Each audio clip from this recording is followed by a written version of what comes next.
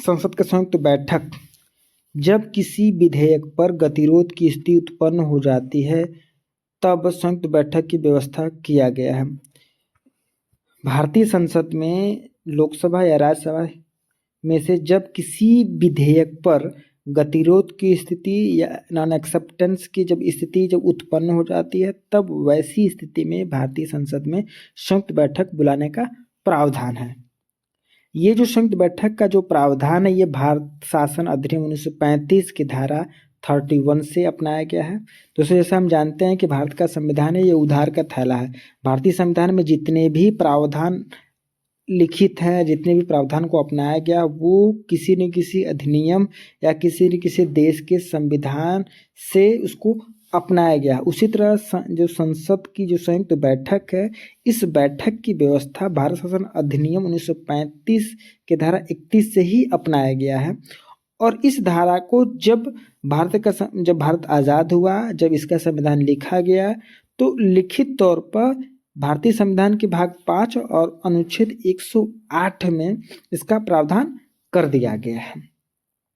संयुक्त बैठक ये जो है वो साधारण विधेयक तथा वित्त विधेयक के मामले में ही आहूत किया जाता है, यानी साधारण विधेयक और वित्त विधेयक के मामले में ही बुलाया जाता है या अब तक बुलाया गया है। लेकिन इसका एक अपवाद है कि धन विधेयक और संविधान संशोधन विधेयक पर अब तक न बुलाया गया है न इसका कोई प्रावधान है। अब हम देखते हैं कि संयुक्त बैठक बुलाने की कौन सी ऐसी परिस्थितियां बनती हैं जिससे संयुक्त बैठक को बुलाया जाता है। तो इसके लिए 3 परिस्थितियां हैं। पहली परिस्थिति ये है कि यदि विधेयक को दूसरे सदन द्वारा अस्वीकृत कर दिया गया हो, यानी लोकसभा से पारित हो गया राज्यसभा में आ गया या राज्यसभा से पारित हो गया लोकसभा में आ गया, तो जब कोई दूसरा सदन उसको अस्वीकार कर देता है या एक्सेप्ट नहीं करता है तो वो पहली परिस्थिति बनती है कि संयुक्त बैठक बुलाया जाए।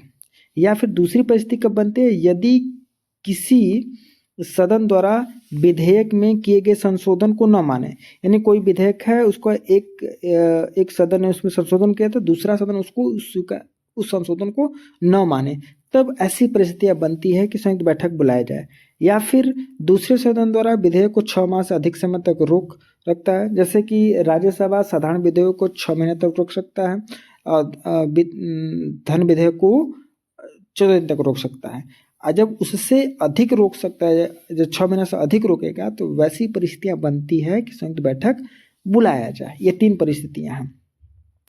अब 3 परिस्थितियां ऐसी बन जाती हैं तो उसको सूचित कैसे किया जाए, उसके सूचित करने के भी 2 तरीके हैं। पहला तरीका है अगर संसद के जो सदन है वर्तमान में कार्यरत है, वर्तमान में चल रहे हैं, सत्र में चल रहे हैं, तो उसमें जाकर केवल संदेश दे दिया जाता है, संदेश भिजवा दिया जाता है कि फलाने डेट को संयुक्त बैठक का आयोजन किया जा रहा है।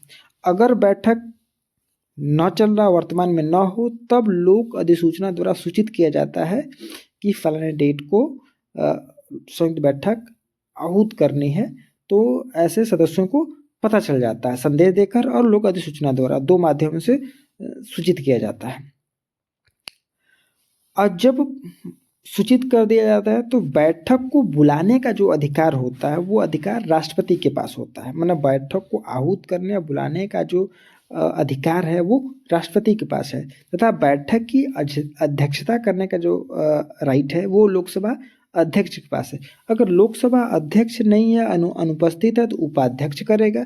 अगर उपाध्यक्ष भी अनुपस्थित है तो राज्यसभा के उपसभापति करेगा, राज्यसभा का सभापति नहीं करेगा, क्योंकि सभापति है जो है वो राज्यसभा का न लोकसभा का सदस्य होता ही नहीं है। और जो सभापति जो होता है वो उपराष्ट्रपति होता है। तो उपराष्ट्रपति संयुक्त बैठक का अध्यक्षता नहीं करता। अगर उपसभापति भी नहीं है तो इसकी अनुपस्थिति में जो सदस्य होते हैं उन सदस्यों में से जो वरिष्ठ होता है, जो अनुभवी होता है, वो आम सहमति से उनको अध्यक्ष पद के लिए नियुक्त किया जाता है और वही बैठक की अध्यक्षता करता है। अब बैठक होने के लिए गणपूर्ति की जरूरत होती है। तो गणपूर्ति के लिए कुल जो सदन की जो संख्या है, कुल सदस्य संख्या, उसमें से 1/10वां भाग गणपूर्ति के लिए जरूरत होती है बैठक के लिए। अब देखते हैं कि संयुक्त बैठक अब तक भारत में 3 ही बार हुए हैं, 3 बार से अधिक अब तक नहीं हुए। तो पहला बार दहेज निषेध विधेयक 1960, ये 6 से 9 मई 1961 में बुलाया गया था इस विधेयक को लेकर, जब गतिरोध हो गया था दोनों सदनों में। तो उसी तरह बैंकिंग सेवा आयोग विधेयक 1977, ये 16 मई 1977 में बुलाया गया था।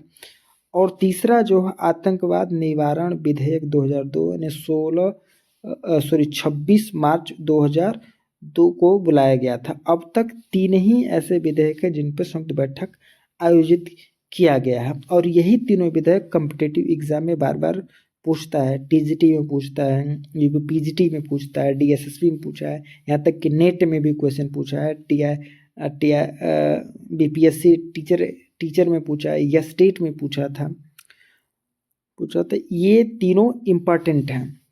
दोस्तों, अगर हमारी वीडियो अच्छी लगी तो इसको लाइक, सब्सक्राइब और कमेंट जरूर करें।